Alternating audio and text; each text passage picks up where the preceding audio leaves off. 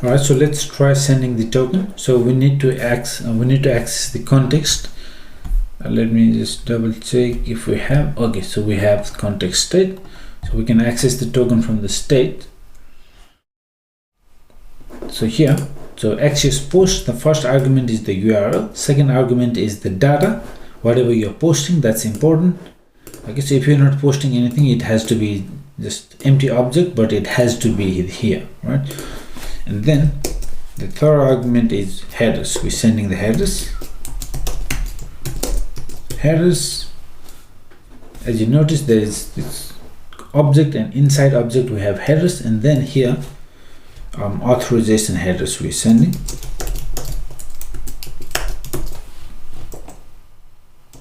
Okay, so the value is going to be, let me use backticks bearer token. All right, so we need to access the token, so that is in the state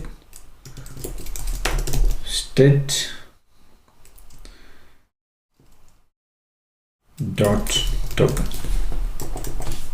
Okay, so this is bearer token, this is the standard, so you have to prefix your token with bearer space and then token.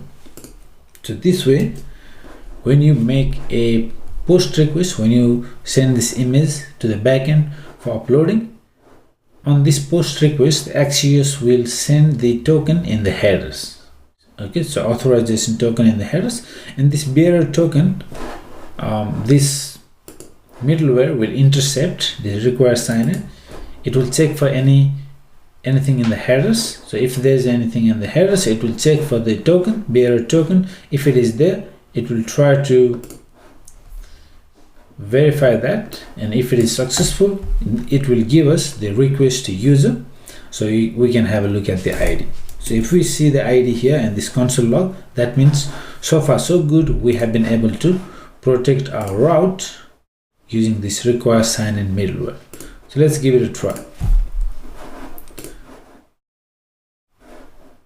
Export const.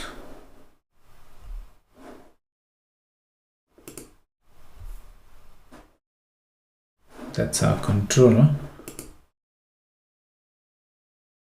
Oh, sorry. So we're not using import and export because Node.js doesn't support import and export syntax by default. So that's why we are using require. All right. So let me just quickly fix this one. So the last one, we have to do it like this. Exports object, we add our function name. Not like this one. So let me just fix this up. Exports dot upload image.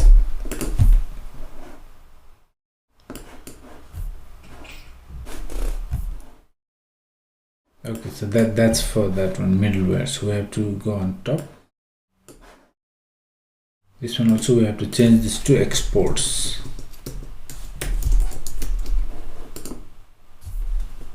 Okay, so that's good. Let's try. Let me just reload this device. Let's try uploading the image. So when we do that,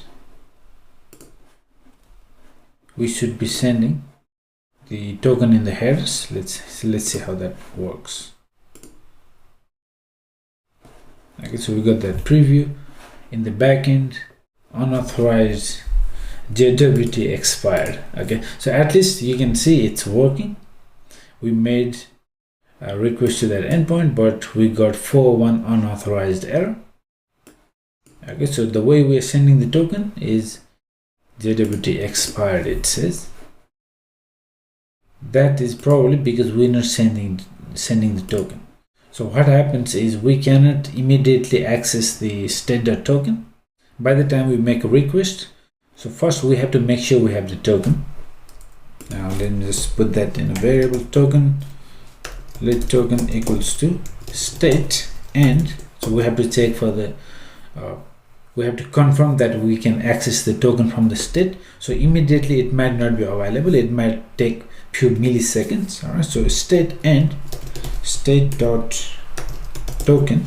So if we have that, then we use state dot token, otherwise it will be empty string. So we send that here. So then that way we make sure we have the token, we send that token.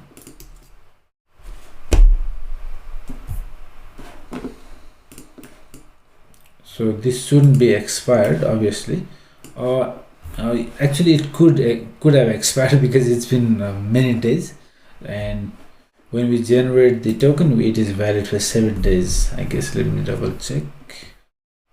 Yeah, we generate for 7 days, so yeah, it is possible. So let me actually go to, okay, so we can't go anywhere now. Let me just quickly fix that up. Go to components, nav, screen nav, initial route name. Let's just comment that out for now, or even better, we just make it home.